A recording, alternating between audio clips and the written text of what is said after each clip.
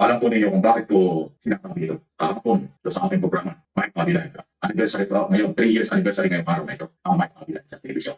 Kahapon po, in-expose ko yung mga katiwalian. Kasi sumusuporta ko kay Pangulo Marcos tulad na sinabi ko. Ginawa ko po sa PTV at sa Mike Abilay sa telebisyon na pati sa PCO at channel po, PTV po, meron ding korupsyon. Ito, huwag na tayong lalayo. Ganun ho talaga kasi na kumakarating. Alam ba nyo dito sa PCO, Presidential Communication Office, may problema rin. O, hindi ko nilalahan. Dito lang sa Channel 4, may problema rito. Walang development dito kasi para dito nagpapalit ng damit kasi mga manager dito. Every 3 months, every 4 months, nagpapalit ng manager. Kaya walang nagagawa, walang development. Pero may pondo, may budget. Saan ang budget? Tumigil kayo, marami nakakarating sa akin. May corruption dito sa station dito. Pangalan ko yan, pag nalaman ko yan, wala akong pakialam sa inyo. Kaya, good morning, Secretary Dave Gomez. Sir, gumalaw-galaw ka naman. Yun, magandang araw po sa inyong lahat mga tol. Ngayon po ay September 7, 2025.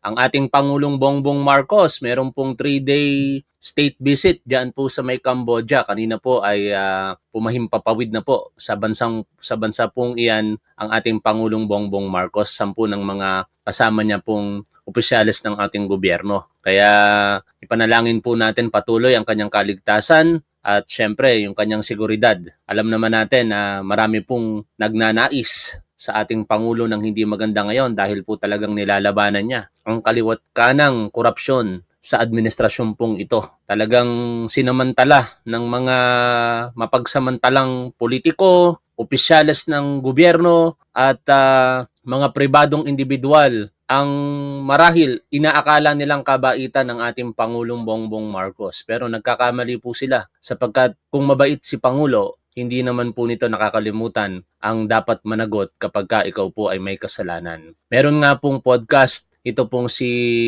Pangulong Bongbong Marcos. Ang nagtanong po sa kanya ay si reporter mula po sa GMA7, nakalimutan ko po bigla yung pangalan. Pero tinanong po nung reporter na iyon na kung naluluha po ba ang ating Pangulo.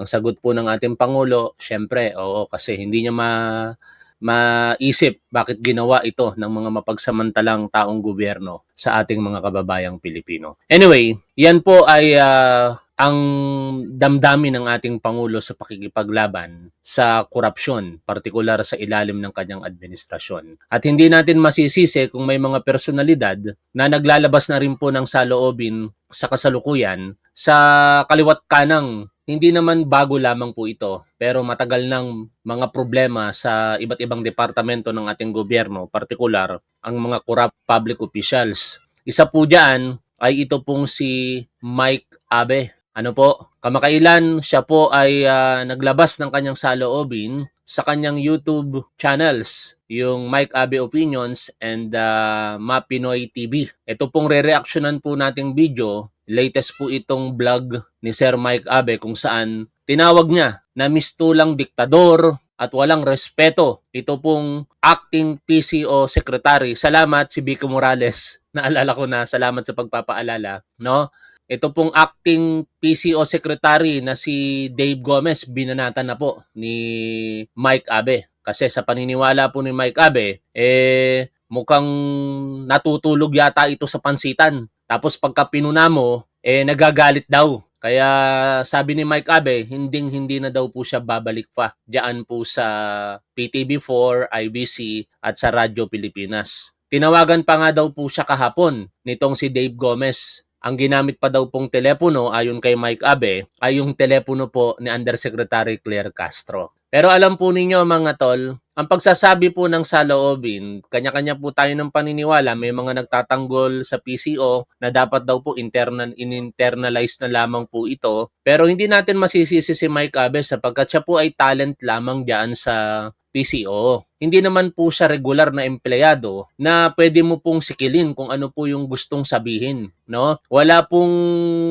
sa paniniwala niya, hindi kayang bayaran ng anumang halaga ang kanyang prinsipyo. At hindi daw po siya magpapatinag o matatakot kahit kanino. Bago natin puntahan ang video na yan, sana po wag niyong kalimutang mag-like sa ating programa sapagkat malaki po ang maitutulong niyan sa ating mga advokasya. At pasensya na rin kayo sapagkat ako po'y hindi na nga sana mag-live ngayon dahil halos wala akong tulog.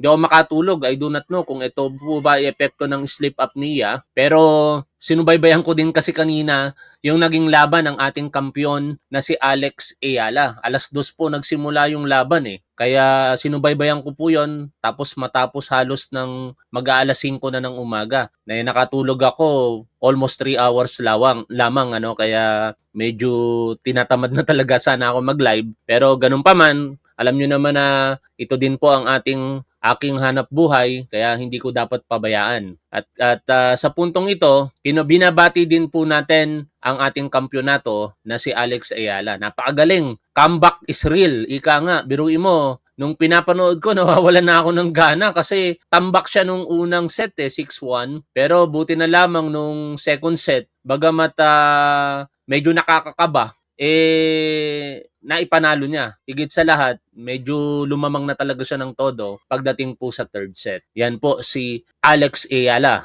ang kauna-unahang Pilipino na nagwagi po sa World Tennis Association Championship, no? Tumala po siya sa kasaysayan. No other than our beloved president, binati po siya sa pamamagitan ng Facebook po nito ng maging kampiyon po siya kaninang umaga. Anyways, tuloy-tuloy na tayo. Ay, nakalimutan ko, no? Kasi usaping sisiwalat ng mga katiwalian sa gobyerno. Meron pong medyo nakalulungkot bagamat humahanga ako sa katapangan. Ito pong si Pebbles Cunanan, isingit po natin ano.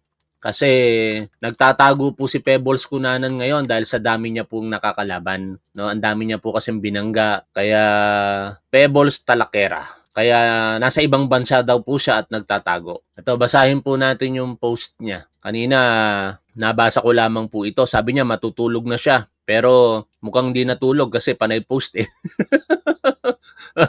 Ito, basahin po natin. No? Medyo sa isang banda parang siya po ay naglalabas na lamang dito ng kanyang saloobin. At unawain na lamang po natin, total maganda naman yung kanyang intensyon at dapat ding maging malinaw na siya po ay hindi naman bumabanat sa ating Pangulo at sa ating unang ginang. Ito po yung kanyang pahayag kanina. Nililinis na lahat ng presidente ang mga kurakot na agencies, mga politicians. Kasi lang may close and open pa rin. Deadma kung kaibigan o kamag-anak.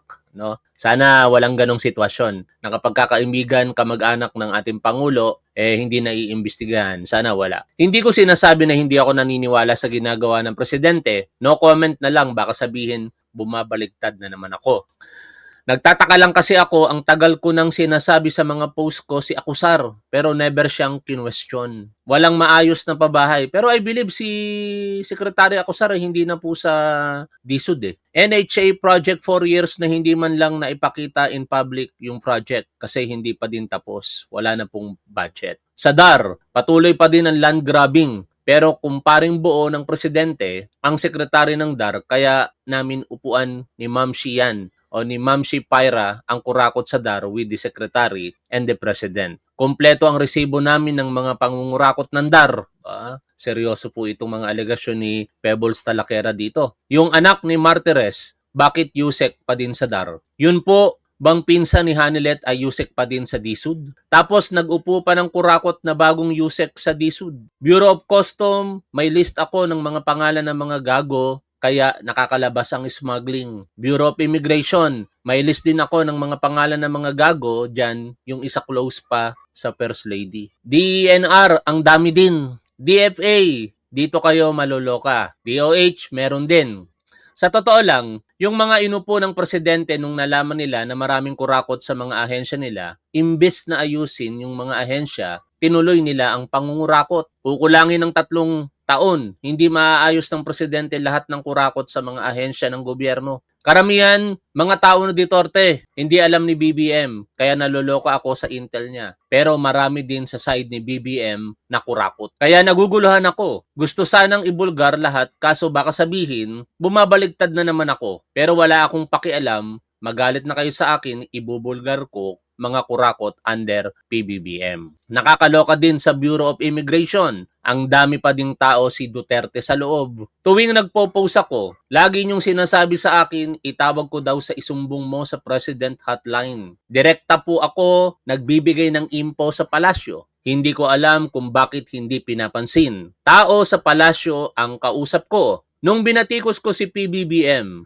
yung mga nangyayari ngayon na inayos na nila, yan yung mga batikos ko sa admin ng presidente. Yung flood control project na yan, na-post ko na yan dati. Aaminin ko, medyo nagtatampo ako ng konti kasi nung bumalik ako kay PBBM, pinangako ko sa kanila na hindi ko na sila tatalikuran muli at magpursige ako sa pagbablog. Linabanan ko lahat ng kumakalaban kay PBBM. Mga matataas na tao na dahilan kung bakit ako nagtatago ngayon. Si Pebbles Talakera po ang nagsasalita, mga tol. Binabasa lang po natin ito.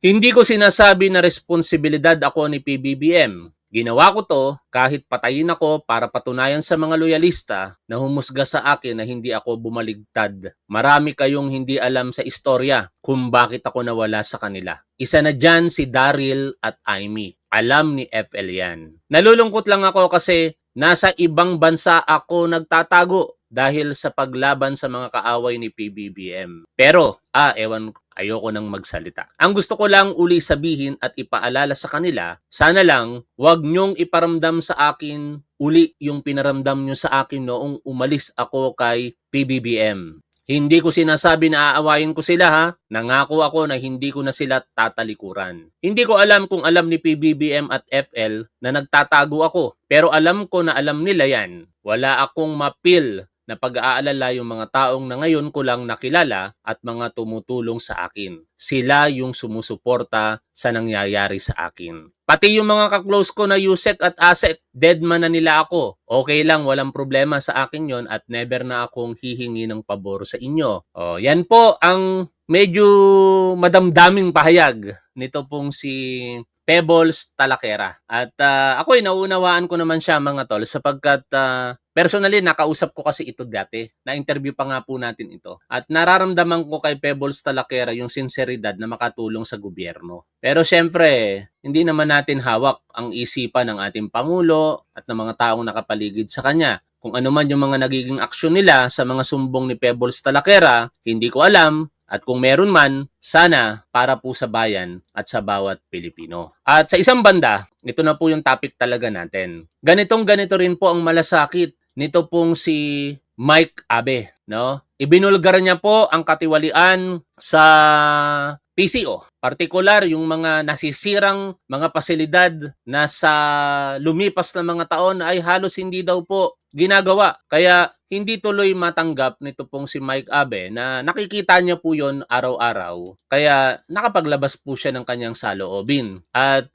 for context, baka hindi pa po kayo masyadong pamilyar dito po sa pinag-uusapan natin, balikan po natin yung pagsisiwalat ni Mike Abe tungkol po sa di umano'y mga korupsyon, kung ano man ang tawag dyan, irregularidad, o hindi pagganap ng tungkulin ng mga namumuno po dyan ayon po sa kanya. Ito po yung bahagi ng mga sinabi nito pong si Mike Abe doon po sa kanyang live program na ikinagalit daw po nitong si Acting PCO Secretary Dave Gomez. At mamaya na po natin pupuntahan yung latest vlog niya kung saan direkta niya na pong binanatan si Acting PCO Secretary Dave Gomez.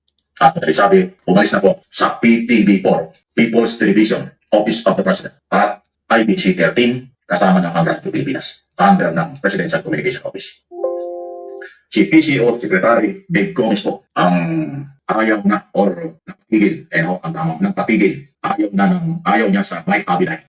Dahil sabi, yung PCO, Office of the President, na si Acting Secretary Dave Gomez, ang dahilan po kung bakit hindi na niyo ako mapapanood sa channel po. Ayaw niya yung aking pagsasabi ng totoo. Ayaw niya yung aking format kung paano to ini-expose ang mga problema ng ating bansa. Yun po ang totoo. Okay? Alam po ninyo kung bakit ko sinasabi ito. Kahapon sa aking programa, Mike Abe Live.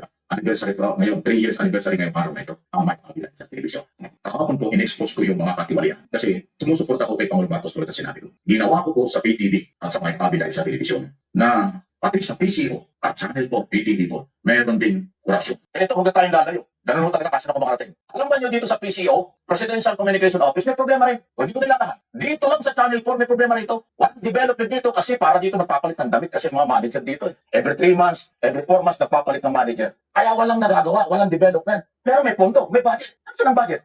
Tigil kayo Marami nakakarating sa akin, may corruption dito sa estasyon dito. Papangalanan ko kayo pag nalaman ko yan, wala akong pakialam sa inyo. Kaya good morning, Secretary Dave Gomez. Sir, gumalaw-galaw ka naman. Puntahan mo ang mga opisinang nasa ilalim ng PCO. Meron din Sabi ni Kira. Pero top 1, yung ibang pro-PBBM vlogger, sinisiraan si Mike Abe. Akala nila government employee si Mike Abe, dapat daw niya isikreto na lang. Karapatan din naman po nila yon, pero pag-aralan po ninyo, ano po ba yung kilos? Ano po ba yung linyada? No? Saka ano po ba yung grupong kinabibilangan? Kasi tandaan po natin, wag na po tayo magplastikan dito. Sa mga kapwa ko vlogger, may kanya-kanyang alignment. May mga vlogger diyan po sa House of Representatives, may mga vlogger sa Malacanang, may mga vlogger na ngayon ay nasa Radyo Pilipinas. Tingnan po ninyo yung linyada. May Big Five, merong PBBM pasasalamat vloggers, nasa HOR, kaya nasa sa inyo po yan. Ano? Ako naman dito sa programa natin, independent po ako. Walang makakapagdikta sa akin kung ano po gusto kong sabihin dito. I am not saying na dinidiktahan sila.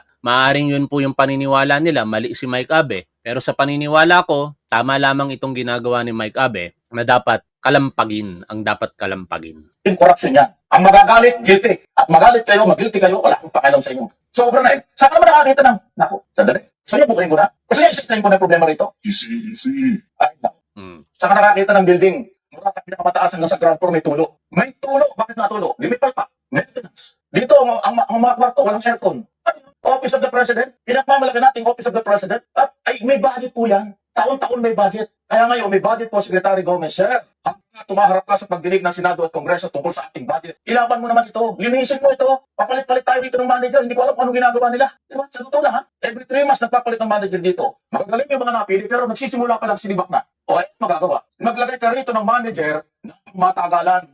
Yan po ang bahagi ng pagbanat ni Mike Abe nitong nakaraang mga araw kay Acting PCO Secretary Dave Gomez. At dito, direkta niya na po talaga na minention pa nga sa kanyang titulo. Dave Gomez, para sa iyo ito. Wala kang respeto kay General Trinidad at Yusek Castro, ayon po kay Mike Abe. Pakinggan po natin at reaksyonan natin ang vlog niya po dito. Ito po yung aking sagot o kasagutan sa, alam nyo, nakakabasa po ako ng mga reaksyon, kaliwat kanan, comment. Sabi ni Zoe, di ba tapwa nung PNP ka, tumalis ka, hindi ka naman nagsalita na masama sa PNP, sana ganun din si Mike. Hindi po kasi natin pwedeng i-impose yung paniniwala natin kay Sir Mike Abe. Saka magkaiba po ang sitwasyon ng pagiging pulis sa pagiging talent.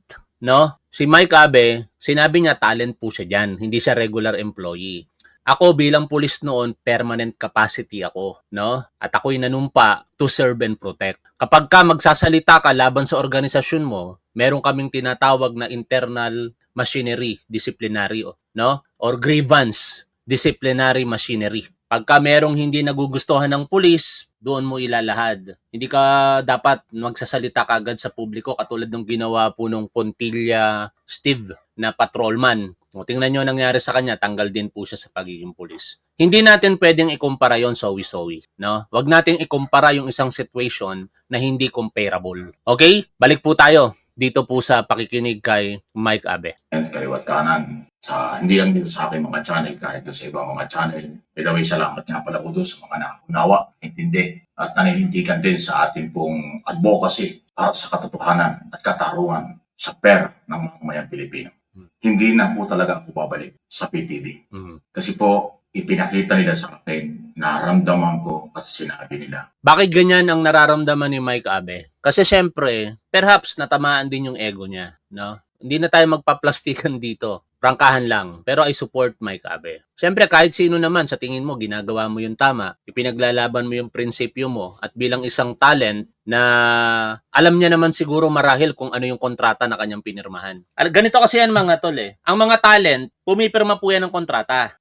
At kung ano po yung nakalagay sa kontrata, yun lamang po yung magbabind sa'yo na rules. Baka wala po sa kontrata kung bakit ginawa po yan ni Mike Abe. Hindi naman siguro mahina ang ulo ni Mike Abe para po gumawa ng mga bagay-bagay na alam niya labag sa kontrata. At ipagpalagay natin na labag sa kontrata, ano ba ang penalty? 'Di ba pagkakatanggal lang din naman sa pagiging talent mo? Eh hindi na nga po nangyari 'yon. Kasi ang sistema pala dito, ayaw lang siyang pag-irehin for that particular time nitong si Acting Secretary Dave Gomez. Siguro nasaktan din yung tao, no? Pinagana ngayon yung otoridad niya Sabi nga ni Mike Abe, diktador at walang respeto kasi nandoon na si Undersecretary Claire Castro at yung isang general mula po sa Philippine Navy. Nakapag-makeup na nga, e-ere na lang sila. Oh. Kaya sa punto ni Mike Abe, aba, bakit mo ginawa sa akin yon? Oh, kaya inunahan niya. Ngayon, magrereklamo tayo. Magagalit tayo kay Mike Abe. Yun na nga yung kaparusahan eh. Ang kaparusahan pagkakatanggal, inunahan niya na nga, umalis na nga siya. At sinasabi niya nga, hindi na siya babalik dyan. In fact, pinababalik pa siya. Ayon sa ibang vlog niya, may mga tumatawag sa kanya. Kumbaga, babakiran pa siya. Huwag mag-alala. Bumalik lang siya. Ayaw niya na. Tapos, dito rin sa vlog na ito, siguro naman, hindi magsisinungaling si Mike Abe para sabihin na nakigamit pa ng telepono itong si Dave Gomez. Marahil ayaw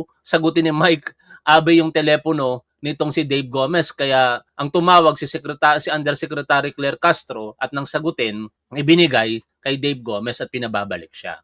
Pero ayaw na ni Mike Abe. Tuloy po tayo dito. Sa akin pong sarili kong opinion at observation, ayaw nila ng format ng aking ginagawa sa television at sa radyo. At hindi ho pwede na yung aking advocacy ng paglalabas ng katotohanan laban sa graft and corruption na bahagi ng pagsunod ko at pagsuporta kay Pangulong Marcos at ipagbabawal sa akin talaga pong hindi pwede. Kasi malinaw po nang sabihin sa akin ni Dave Gomez, PCO, Secretary, acting pa lang yan pero ganyan ang kanyang galang. Hindi daw ako pwedeng umere. So ang ibig sabihin niya, ayaw niya ng ginagawa ko. So hindi ko kasalanan kung umalis na ako, hindi ko kasalanan at huwag niyo akong sisihin kung mag-decide ako na hindi na ako bumalik diyan sa People's Television, istasyon ng mga mamamayang Pilipino. Sa atin po yan, sa inyo yan. Hindi po yan hindi yan pag-aari ni Dave Gomez. Hindi yan pag-aari na kung sino-sino dyan. Yan po ay pag-aari ng mamamayang Pilipino. Kaya nga, People's Television, tayong may-ari niya. Nang malasakit ako sa mga empleyado at sa kalagayan. Sabi nung iba, Mike, nasa ang resibo mo? Anong gusto mo? Paano ko bubuhatin yung building? Ang sinasabi ko sa loob ng buong Channel 4 PTV, nandyan ang problema. Nakapabayaan ang opisina. Walang aircon, ulitin ko. Tumutulo ang mga kisame. Saka nakakitang mula ground floor ay merong tulo. May bumabagsak na tubig. Ang pangit na mga kisame dyan. Tagpi-tagpi, nakangiti, nakabuka, lahat ito na sinabi. So, tangan nyo kay Joseph Castro. Kasi nung magkita kami doon sa studio, kinuhanan pa niya ng picture yung mga opisina doon walang aircon. At maitim na kisame dahil natuyo, basa. Dahil sa kung saan galing ang tubig, hindi mo maintindihan kahit walang tumutulog. Basa. Anyway. Ito mag-speculate ako. Kasi sinasabi ni Mike Abe, kinuhanan. No? Baka ang inaalala ko dito, magkaroon ng second part yung pagbanat ni Mike Abe. No? Ang iniisip siguro ni Dave Gomez during program at kaharap na itong si Undersecretary Claire Castro, itapik nila yon. Baka yun yung pine-prevent ni Dave Gomez. Pero sa isang banda, 2 months ka pa lang naman din sa pagiging acting secretary mo, di ba? 2 or 3 months. Kung may mga pagkukulang, tingin ko, opportunity pa nga sa iyo para makapagpakitang gilas ka eh. Kung ako ang nasa paan ni Dave Gomez, hayaan ko lang yan. Sige, birahin mo ako, birahin mo ang PCO, and then gagawin ko ngayon yung mga sinasuggest mo. Sino pa magiging bida, di ba? Action man ka pa. Kaso lang, hindi po ganun yung naging approach. Maaaring sasabihin ng iba, tama ang sinasabi, ginawa nitong si Dave Gomez. Pero sa isang punto, tingin ko, hindi rin tama yon, no? Kasi bilang isang leader, kung ikaw, leader ka talaga na merong some kind of leaderships na maganda, iisipin mo rin lagi yung kung ano yung mararamdaman ng mga subordinates mo. Hindi lagi mong i-impose yung authority mo. Dito, in-impose ni Dave Gomez yung authority. Tigil ka. Wala talagang magagawa. Kasi talent lang si Mike Abe. Pagka sumunod yung mga nandoon na crew, na mga regular, yari sila doon. That is insubordination. Pero kay Mike Abe, yung mga nagsasabing insubordination daw ang ginawa ni Mike Abe, I don't think na insubordination. Considering lalo ngayon, nalaman ko na ang pakilala niya ay talent siya. No? Walang nagbabind sa kanila na employer-employee relationship kung tutuusin eh. Maliban doon sa kontrata between the management and the talent, that is Mike Abe. Kung merong paglabag sa kontrata, uulitin ko yung sinabi natin kanina, siguro worst scenario, pagkakatanggal bilang talent. Ganun na nga yung ginawa ni Mike Abe. Tuloy po tayo sa pakikinig po dito. Yun po yung dahilan. Sana po naiintindihan ako ng mga iba na meron nung nabasa ko naiyak daw siya dahil bakit tumalis ako. Parang nawala ng pag-asa. Huwag po. Kasi kung babalik ako dyan at pagbabawalan nila, para saan pa? Kung babalik ako dyan at hahawakan nila, didiktahan ako kung anong dapat gawin. Hindi po pwede yun. Kasi meron akong advocacy para sa katarungan at katotohanan ng mamamayang Pilipino. Yun po yun. Kaya hindi talaga ako babalik yan. Yun ang mensahe. Yun po ang mensahe dun sa pagtawag sa akin kahapon. Ginamit pa yung cellphone is Joseph Castro. Di ba? Dito mga tol, kung talagang sa tingin ni Dave Gomez, tama siya sa kanyang ginawa at walang magiging backlash. Di niya natatawagan ito si Mike Abe. Pero tinawagan niya pa ginamit niya pa yung telepono ni Undersecretary Claire Castro ayon kay Mike Abe. Kasi somehow nakikita niya ngayon yung backlash, no? Katulad ko, hindi niya nakuha yung simpati ko. Bagamat di ko binabanatan si Acting Secretary Dave Gomez, pero kitang-kita niyo naman yung simpati ko na kay Mike Gomez, na kay Mike Abe. Marami sa inyo na mga manonood ang simpati para kay Mike Abe. Yun yung mga decision sana na naiiwasan ang consequences kung pinag-iisipang mabuti at hindi pinapairal yung emosyon, no? I am not saying na pinairal ni Dave Gomez ang emosyon, pero it appears na ganun ang nangyari. Kasi kung talagang gagamitin mo yung tama doon, the show must go on. Nandun na yung bisita yun yung pinupunto ni Mike Abe dito Nakapag-makeup na yung general, si Attorney Claire, nandun na sa set, ere na lang sila pero hindi pinayagan ng ating acting secretary na si Dave Gomez. Ang sabihin sa akin ni Gomez, wala siyang consideration. Basta ang kanya, hindi ka na pwede mag-edit. Alam mo, meron pa siyang sinabing, ako naman ang maipit, parang kawawa naman ako. Kung papayag, isipin mo gano'n. Anong klaseng leadership yan? So, ang kanyang style ng leadership, bahala kayo sa buhay nyo. Ito ang gusto ko. Kaya sabi ko nga sa inyo, may pagkadiktador ang dating ng management, parang wala sa gobyerno. Hindi ganyan Dave Gomez ang nasa gobyerno. Pag nasa gobyerno ka, dapat malawak ang pangunawa. Malawak dapat ang mga sinasabi. Kung nasanay ka sa pribadong sektor na kaya mo magdikta ng empleyado at mga tao mo, doon ka, hindi sa gobyerno. Huwag kang balat sibuyas. Huwag kang onion skin. Hindi sa iyo ang gobyerno, hindi sa iyo ang PCO. Ang PCO ay pag-ari ng mamamayang Pilipino, Office of the President. Sino ka para pagbawalan ako sa ginagawa at advocacy ko? Ang hiling ko lang sa iyo, ayusin mo ang trabaho dyan. Hindi ka tuwiran sa akin na bago ka. At bago ka napunta dyan, alamin mo kung anong problema. Then pag upo mo dyan, inaayos mo yung problema. Ilang buwan ka na dyan, ano bang ginawa mo? Tapos ngayon, pagpapawalan mo ako na ang dating sa iyo yung istasyon. Ang dating sa akin, sa sinasabi mo, parang ako itong istasyon ito, bawal ka na, hindi ka na pwede mag-broadcast dito. Sino ka? I-government station yan. Taong bayan ang aking pinaglilingkuran. Aking mga followers, subscribers, viewers sa television, mamamayang Pilipino. Okay, panoorin nyo na lamang po yung kabuuan ng vlog na yan. Sa huli, sasabihin po dyan ni Mike Abe na parang diktador itong si Acting Secretary Dave Gomez at walang respeto kina General Trinidad at Undersecretary Claire Castro. No? Sana sa puntong ito, mag-subside pa rin yung issue. Ano? At